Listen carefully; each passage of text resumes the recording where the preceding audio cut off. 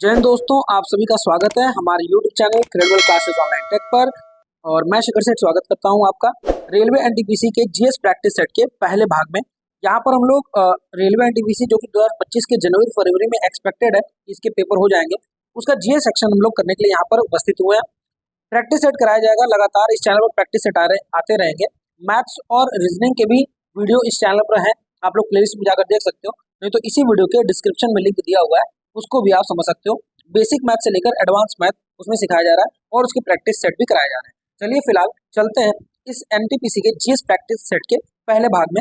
40 question होंगे और प्रतिदिन आपको एक 40 सेट का क्वेश्चन का मिल जाएगा, जिससे आप लगातार अपना तैयारी करते रहिए और अपना रिवीजन भी करते रहिए। आइए शुरुआत करते हैं, अपने पहले क्वेश्चन की ओर चलते हैं। पहला क्वेश्चन दोस्तों पूछा गया है कि भारतीय पुरातत्व का जनक किसे कहा जाता है। तो भारतीय पुरातत्व का जनक कहा जाता है अलेक्जेंडर कनिंघम।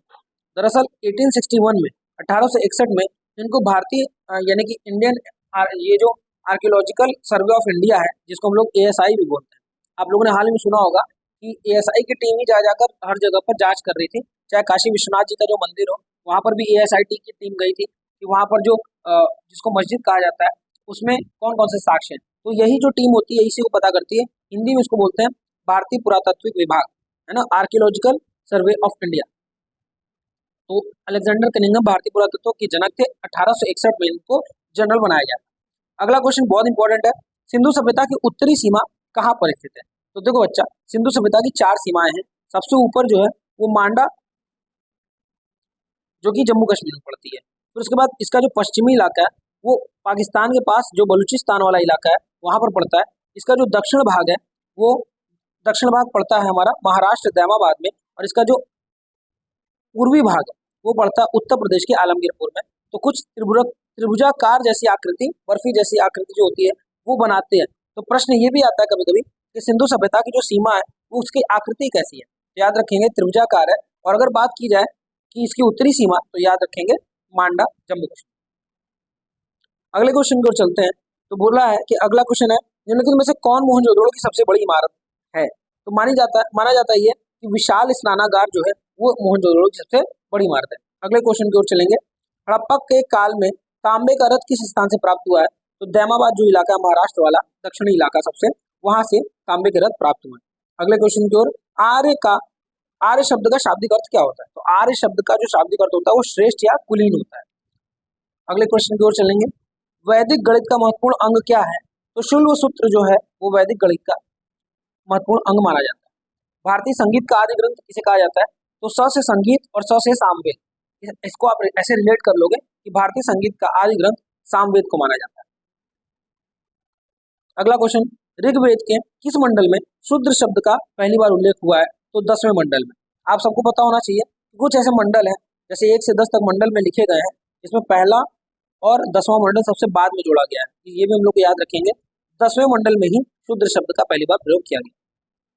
अगला प्रश्न है, किस देवता के लिए ऋग्वेद में पुरंदर शब्द का प्रयोग हुआ है। तो ऋग्वेद में जो सबसे प्रचलित देवता माने जाते हैं वो इंद्र माने जाते हैं, और इंद्र को ही उस समय पुरंदर कहा जाता है।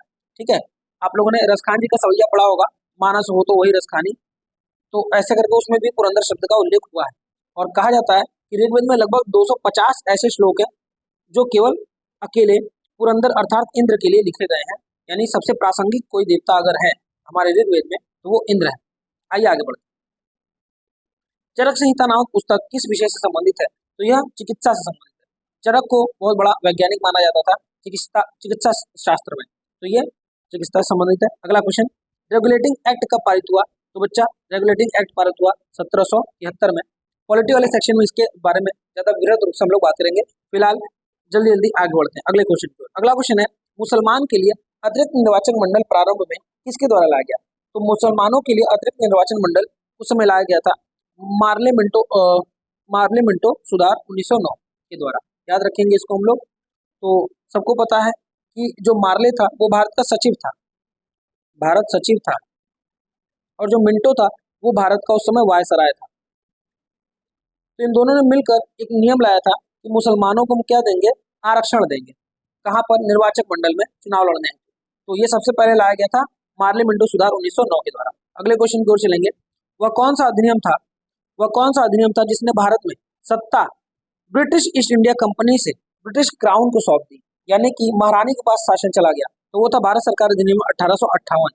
सबको पता है कि 1857 में प्रथम युद्ध भारत का पहला स्वतंत्रता संग्राम हुआ था। चमक उठी सन 57 में, वो तलवार पुरानी थी, खूब लड़ी मर्दानी, वो तो झांसी वाली रानी।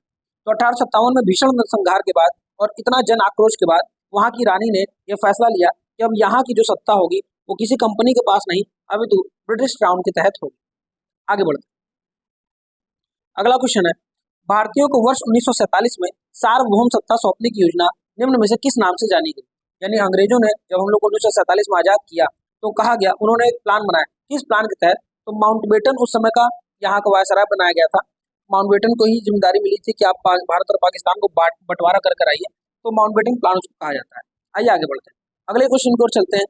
मॉन्टेग्यू चेम्सफोर्ड सुधार में प्रावधानों का सार क्या है? तो हम लोग याद रखेंगे, मॉन्टेग्यू चेम्सफोर्ड सुधार में हर राज्य में दोहरा शासन लागू होगा, ऐसा सुधार इन लोगों ने लेकर आया था। अब इसमें भी मॉन्टेग्यू और चेम्सफोर्ड जो थे भारत के सचिव और भारत के वायसराय, दो अलग अलग लोग थे।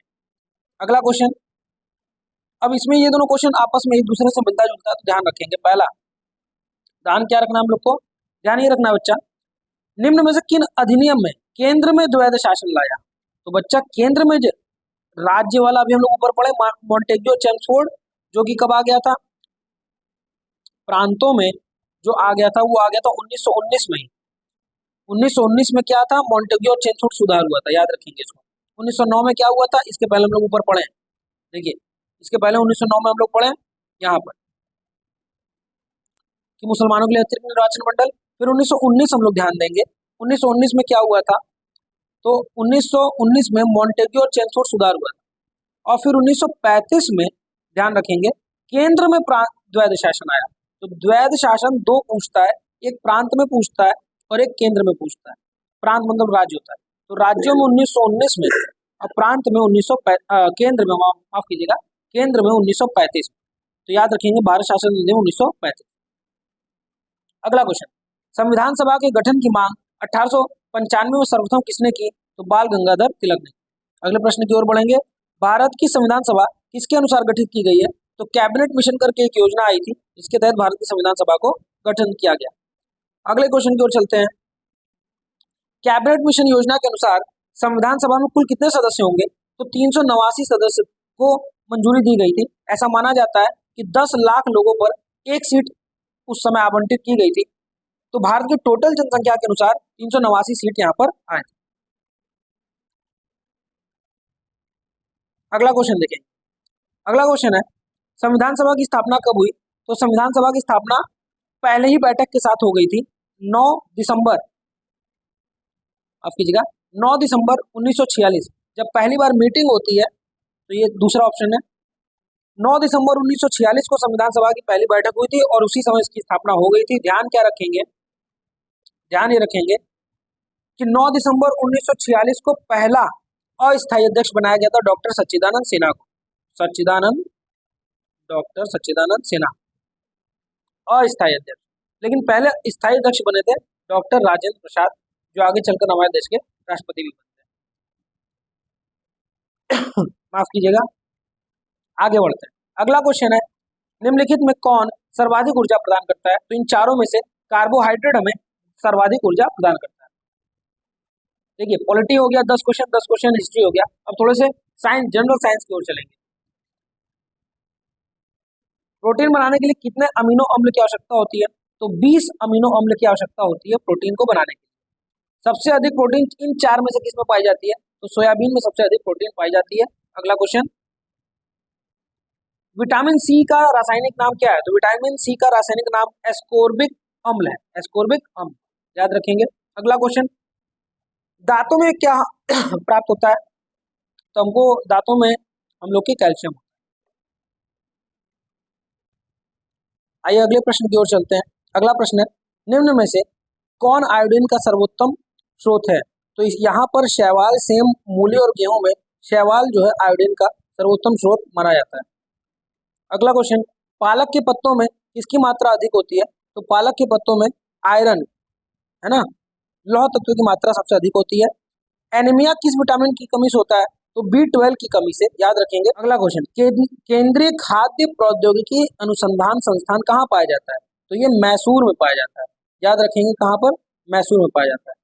अगला क्वेश्चन, ब्लड कैंसर को आमतौर पर किस नाम से जाना जाता है? तो ब्लड कैंसर को आमतौर पर ल्यूकेमिया के नाम से जाना जाता है। अंतर्राष्ट्रीय महिला दिवस कब मनाया जाता है? हम सबको याद रखना चाहिए, खासतौर से महिलाओं को तो अवश्य याद रखना चाहिए। तो अंतर्राष्ट्रीय जो महिला दिवस है वो 8 मार्च को मनाया जाता है। इससे संबंधित थीम भी पूछ लेता है। तो 2024 में इसका थीम था, महिलाओं में निवेश करें और प्रगति में तेजी लाएं।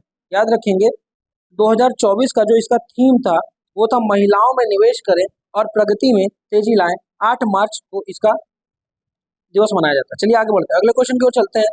निम्न में से लिखा है, खेल दिवस हर साल कब मनाया जाता है? तो 29 अगस्त को हम लोग मेजर ध्यानचंद, आप सबको याद होगा, हॉकी के जादूगर कहे जाने वाले मेजर ध्यानचंद की जिस दिन जन्म तिथि होती है उस दिन ही हम लोग मनाते हैं खेल दिवस, याद रखेंगे।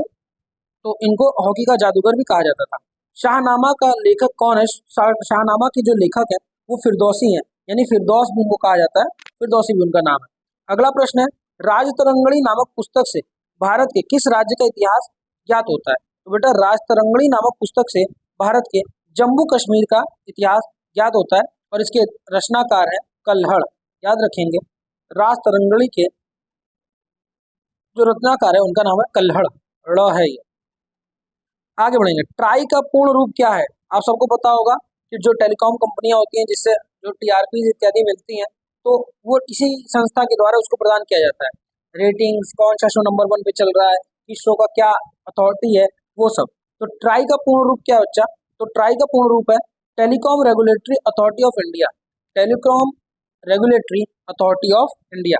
अगले क्वेश्चन की ओर चलते हैं, what is the full form of EMI? यानी कि आप सबको पता होगा, हम सब लोग कोई भी मोबाइल हो गया, मोबाइल फोन्स हो गए, फ्रिज हो गया इत्यादि, इन सबको ईएमआई पे ले रहे हैं, लेकिन इसका मतलब क्या होता है? इसका मतलब होता है थर्ड वाला ऑप्शन, इक्वेटेड मंथली इंस्टॉलमेंट, याद रखेंगे, इक्वेटेड मंथली इंस्टॉलमेंट। अगला क्वेश्चन, विश्व में कपास का बृहत्तम उत्पादक देश कौन सा है? तो वर्तमान में विश्व में चीन जो है वो सबसे ज्यादा कपास का उत्पादन कर रहा है और दूसरे नंबर पर कौन है? अमेरिका है, याद रखेंगे। पहले नंबर पर चीन और दूसरे नंबर पर अमेरिका। ऑपरेशन फ्लड कार्यक्रम किस पर केंद्रित था? तो ऑपरेशन फ्लड जो कार्यक्रम था वो दूध उत्पादन को, यानी दूध को बढ़ाने के लिए, डेयरी से संबंधित। आपके पेपर में दूध ना आकर डेयरी भी आ सकता है, तो याद रखेंगे दूध या डेयरी से संबंधित था।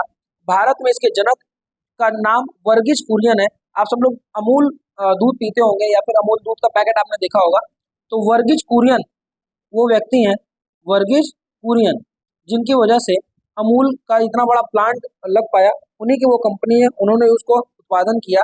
और ऑपरेशन फ्लड जो है वो दुग्ध उत्पादन बढ़ाने से संबंधित है। आइए आज के सेकंड लास्ट क्वेश्चन पे चलते हैं। सेकंड लास्ट क्वेश्चन है, भारत में गन्ने का सर्वाधिक उत्पादक राज्य कौन सा है? तो हमारा प्यारा उत्तर प्रदेश जो है वो गन्ने का सर्वाधिक उत्पादन करता है। अंतिम क्वेश्चन, अंतिम प्रश्न आज के लिए, अंतिम प्रश्न है बच्चा, ध्यान से देखेंगे। भारत के प्रथम प्रधानमंत्री जवाहरलाल नेहरू ने किसे आधुनिक भारत के मंदिर की संज्ञा दी है? आधुनिक भारत का जो मंदिर की संज्ञा दी है वो दिया है विशालकाय नदी घाटी परियोजना को। तो विशालकाय जो नदी घाटी, जैसे भांगड़ा नागल परियोजना है, दामोदर घाटी परियोजना है, ये सभी परियोजनाओं को इन्होंने आधुनिक भारत के मंदिर की संज्ञा दी है। किसने दी है? जवाहरलाल नेहरू ने दी है। तो ये क्वेश्चन आते हैं पेपर में, आप लोग ध्यान रखेंगे। तो ये कुछ जनरल क्वेश्चन थे प्रैक्टिस नंबर 1 में, सेट नंबर 1 में। अब सेट नंबर 2 जब आप लोग को कराया जाएगा तो ऐसे और ढेर सारे अच्छे अच्छे क्वेश्चन जो हर साल आए हुए हैं तो उसको कराया जाएगा। याद रखेंगे ये सभी क्वेश्चंस प्रीवियस ईयर क्वेश्चंस हैं। प्रीवियस ईयर का मतलब जो लास्ट टाइम जो हम लोग यहाँ पर रेलवे के एग्जाम्स हुए थे तो ऐसे क्वेश्चन उसमें पूछे गए थे, या क्वेश्चन का सेट ऐसा ही था। फिलहाल इस सेट को हम लोग यहाँ पर सॉल्व कर चुके हैं। मिलेंगे हम लोग कल अपने नए सेट के साथ, तब तक आप सभी लोग पढ़ाई करते रहिए और जीएस के सेक्शन को इसी वीडियो के द्वारा 40 क्वेश्चन को करके याद करते रहिए। और मैथ भी आप हमारे चैनल पर सीख सकते हैं, बेसिक से मैथ सिखाया जाएगा। तो आप सभी लोग अगर अभी तक चैनल को सब्सक्राइब नहीं किया और नए हैं चैनल पर तो इसको सब्सक्राइब कर दीजिए। और यदि आपके जान पहचान में कोई भी व्यक्ति एनटीपीसी की तैयारी कर रहा है या अन्य रेलवे के एग्जाम की तैयारी कर रहा है तो उसको इस वीडियो को जरूर भेजें। चलिए मिलते हैं अपने अगले वीडियो में नए सेट के साथ, तब तक के लिए जय हिंद, जय भारत।